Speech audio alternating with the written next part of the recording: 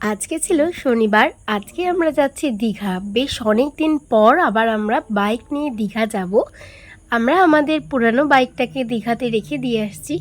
যেহেতু তোমরা আগের ব্লগেই দেখেছো আমরা নতুন রয়্যাল এনফিল্ড কিনেছি, সুতরাং দুটো বাইক তো এখানে একসাথে মেনটেন করা যাবে না, তাই এটা আমরা দীঘার বাড়িতে দিয়ে আসছি। উঠে পড়েছি, এই যে চলো এখন দুগ্গা দুগ্গা বলে যাওয়া যাক। আমরা আমাদের বাইক স্টার্ট দিয়েছিলাম বিকাল 4টের সময়। আরেকটু আগে বেরোনোর প্ল্যান ছিল, কিন্তু একটু দেরি হয়ে গেছিলো। দেখো আকাশটা কি ভীষণ ভালো লাগছে, পরন্তু বিকালবেলায় এরকম বাইক চালিয়ে যেতে বেশ ভালো লাগছে। ফাইনালি আমরা কোলাঘাট এসে পৌঁছেছি। প্রায় 1.5 ঘন্টা সময় লাগলো আমাদের বাড়ি থেকে কোলাঘাট আসতে। এই দেখো কোলাঘাটের ব্রিজ, এখানটা দাঁড়াতে বেশ ভালো লাগে। আজকে আর এখানটা দাঁড়াবো না বুঝলে, কারণ দাঁড়ালে দেরি হয়ে যাবে। আর এই দেখো ডান দিকে এই হচ্ছে শেরি পাঞ্জাব। আর এখন আমরা যাচ্ছি এইচএফসিতে। এই এইচএফসি থেকেই না আমরা বরাবরের একটু হালকা স্ন্যাক্স খেয়ে নিই তারপরে আবার আমাদের জার্নি স্টার্ট করি।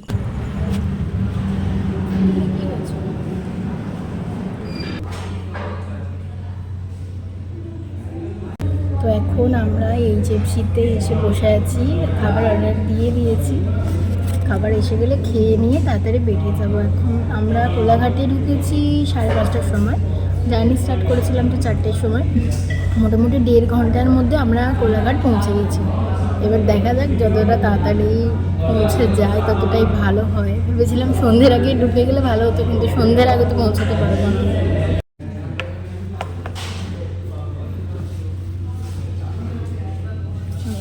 এসে গেছে আমাদের খাবার। এই হচ্ছে চিকেন পিৎজা, আর এখানে আছে চিকেন উইংস, এই চিলি ফ্লেক্স আর ইয়ে দিয়ে দিয়েছে।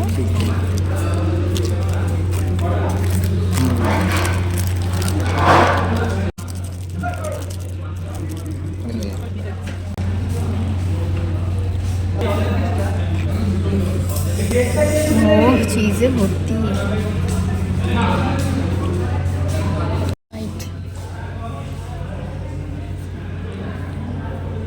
কেমন?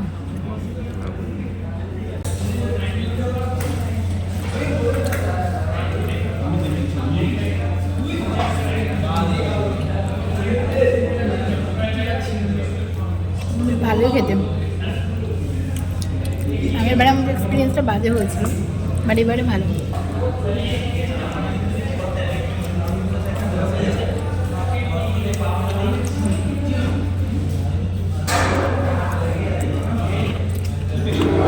এইচএফসি থেকে বেরোতে একটু টাইম লেগে গেল।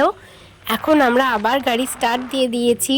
ঠাকুর করে তাড়াতাড়ি পৌঁছে গেলেই ভালো হয়। এখন বাজে ঘড়িতে রাত 9টা, আর এখন আমরা পৌঁছালাম।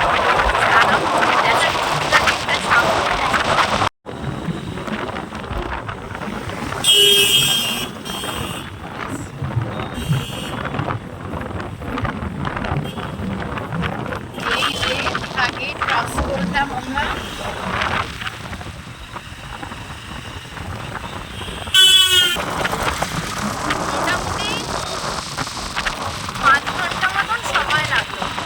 আমাদের এখানে ঢুকতে 4 ঘন্টা লাগার কথা ছিল, যেহেতু আমরা কোলাঘাটে এইচএফসিতে একটু টাইম নিয়েছিলাম প্রায় 1 ঘন্টা মতন, তাই আমাদের 5 ঘন্টা লাগলো। আদারওয়াইজ তোমরা যদি একটানা আসো তাহলে 4 ঘন্টাতেই পৌঁছে যাবে।